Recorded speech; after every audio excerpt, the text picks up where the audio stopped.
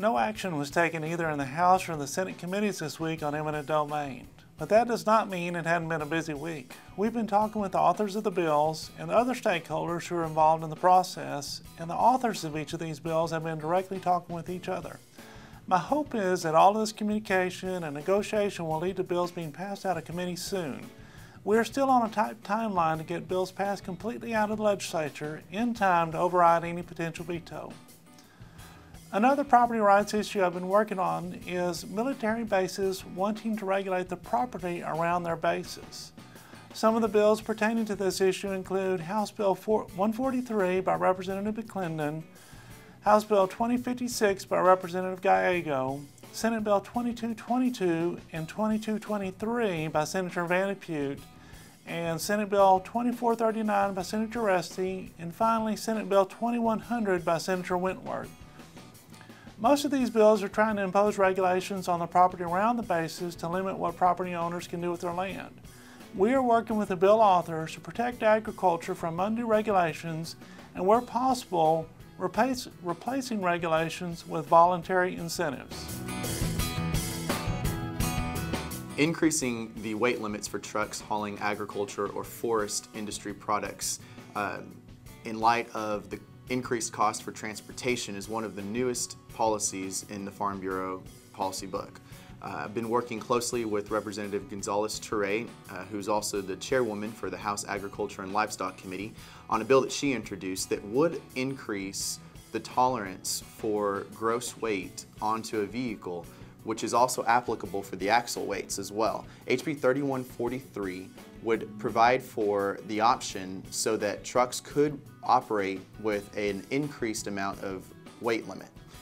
There's a couple of provisions that have also been negotiated through some of the opposition that we have already encountered, particularly by the Texas Association of Counties, who are concerned with the county judges and the county commissioners having to maintain the roads and what the increased weight may adversely affect these roadways, the county roadways in particular.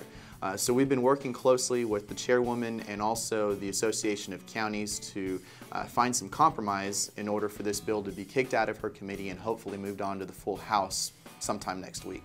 Along the same lines, I'd also like to highlight a couple of bills that have been introduced which still deal with overweight vehicles. However, these bills, HB 2537, which has been introduced by Representative Creighton from Conroe, and HB 207, which has been introduced by Representative Jackson from Carrollton, these two bills in particular would provide for county sheriffs or deputy sheriffs to enforce certain commercial motor vehicle roadway safety laws, which could include weight limits. And Farm Bureau policy is very succinct in that it calls for only state or federal Department of Transportation officers to enforce weight limit laws. So in its current form, as each of these two bills were introduced to begin with, Farm Bureau opposed them. Now, as always, we're very willing to work with each of the authors to make sure that their intent and Farm Bureau interest might be able to coincide, and we will be able to all be happy with these bills. The big news this week is that the House Appropriations Committee voted out the House's version of the state budget, and the chairman, Jim Pitts, announced that the state budget will actually be on the House floor for consideration after the Easter break.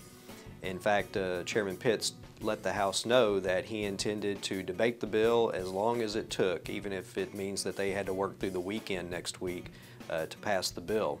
Now, from an agricultural standpoint, at this point in time, we do have some additional funding for feral hogs and boll weevil eradication and repairing some of the old flood control dams that the Soil and Water Conservation Districts are responsible for, which is a big thing, and actually some wildfire money as well in the House's version of the budget.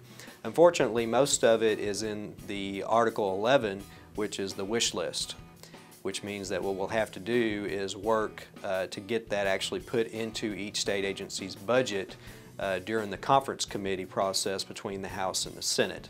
But we'll be working hard to do that. The other thing that we have to watch out for next week, obviously, is that there are always lots of amendments, it seems, to want to try to take away money from brush control or boll weevil eradication or some of our other ag programs. and put them to other types of programs like Health and Human Services and things such as that. So obviously we'll be going through those amendments, we'll identify them, and then we'll go over to the Capitol and try to work to defeat people from being able to take our money from ag programs and putting them to other programs in the state budget. It was a very busy week in Austin this week. One thing that we had is the House Licensing Committee took up the issue of the performance horse industry, the gaming industry in the state of Texas. There was testimony taken on several bills that are meant to address gaming in the state of Texas, be it video lottery terminals, casinos, racetracks, those issues, and then providing funding for a performance horse fund so that we can keep the horse industry strong in Texas, the horse breeding industry in particular. Also, we took up an issue this week, not in committee, but more with the people out in the country making calls into their state representatives. And it serves as a gentle reminder that the things we're doing in Austin are really affecting and impacting people's lives out in the country, and that we need to pay careful attention to what we're doing as lobbyists and also as legislators, and we appreciate that. The issue in particular was on teeth floating for horses. The issue has gotten bogged down with some problems in the committee, with some personalities, with some of the finer details of the issues, and the calls coming in from the countryside I think were helpful in breaking that loose and moving it forward.